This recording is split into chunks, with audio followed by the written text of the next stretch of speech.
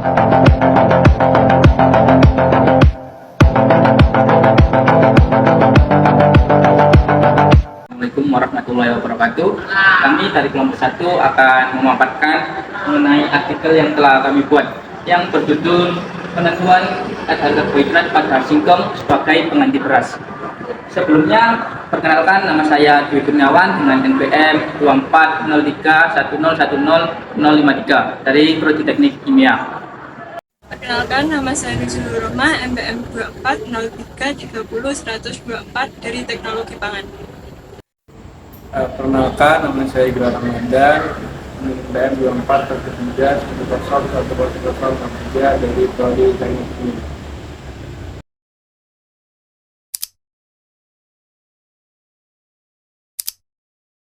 Yang pertama adalah abstrak. Potensi singkong atau manherd ascolet sebagai sumber karbohidrat alternatif singkong melalui kajian sistematik dengan metode System Literature Review atau SLR. Dipilih 10 artikel dari berbagai sumber ilmiah yang memuat data karbohidrat dan glukosa baik pada singkong maupun beras. Pada analisis menunjukkan bahwa karbohidrat singkong bervariasi antara 14% sampai 85% tergantung metode dan variasi. Sedangkan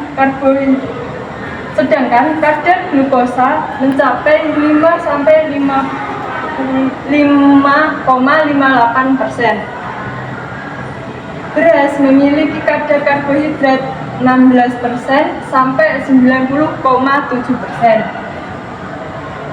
dengan glukosa yang relatif lebih rendah. Variasi ini tergantung oleh metode analisis seperti gravimeter, proximeter, food spoiler, dan spektrometer.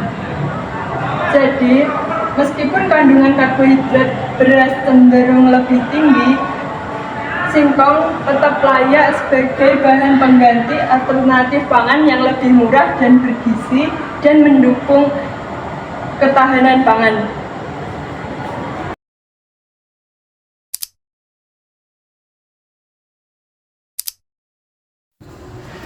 Baik, untuk tujuan dari artikel yang kami buat yaitu untuk mengetahui perbandingan kadar karbohidrat dan glukosa antara singkong dan beras dengan cara meninjau berbagai sumber jurnal ilmiah serta mengevaluasi potensi singkong sebagai alternatif pengganti beras.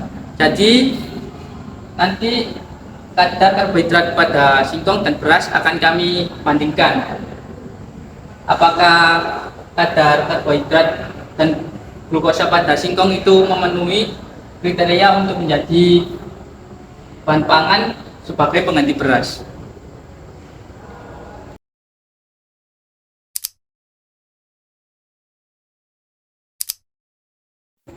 Untuk selanjutnya itu metodologi. Dari metodologi itu penelitian ini itu menggunakan pendekatan sistematik literatur review atau disebut dengan SLR. Itu meninjau dari 10 artikel yang relevan dari jurnal nasional dan internasional. Kemudian setiap artikel itu dipilih berdasarkan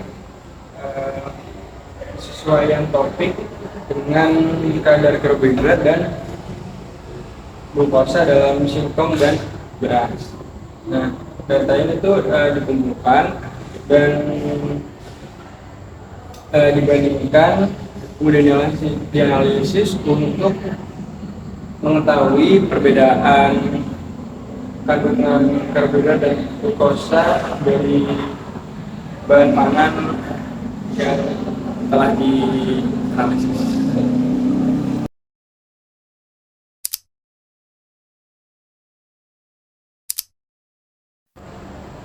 Baik, untuk hasil dari artikel kami itu berdasarkan hasil kajian dari 10 jurnal ilmiah dalam kurun waktu 10 tahun terakhir, dapat disimpulkan bahwa singkong dan beras sama-sama merupakan sumber karbohidrat, di mana kadar karbohidrat dalam singkong berkisar antara 14,78% hingga 85,13%.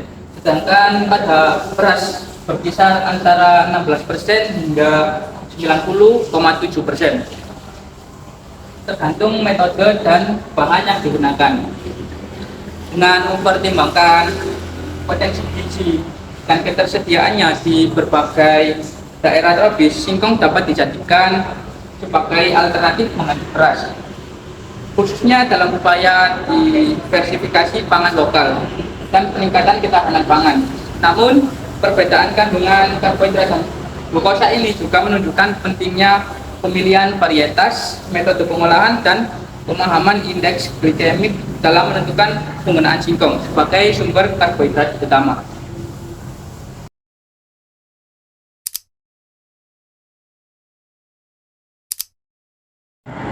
Nah, untuk yang terakhir itu pada penilaian kami itu berkesimpulan bahwa kadar karbohidrat dalam singkong itu berkisar 14,78% hingga 85,13%. Sedangkan pada beras itu berkisar 16 hingga 90,07%. Nah, dengan metode dan bahan yang digunakan, kadar glukosa pada singkong juga ditemukan lebih tinggi dibandingkan beras. Hal ini menunjukkan bahwa singkong memiliki potensi besar sebagai sumber karbohidrat alternatif pengganti beras, terutama dikarenakan itu ketersediaannya yang banyak dan harganya lebih terjangkau. Namun diperlukan pengelolaan dan edukasi lebih lanjut agar penerimaan masyarakat terhadap singkong sebagai bahan pengganti pangan pokok. Sekian untuk pemaparan dari artikel kami. Jika ada salah kata mohon dimaafkan. Saya akhiri. Wassalamualaikum warahmatullahi wabarakatuh.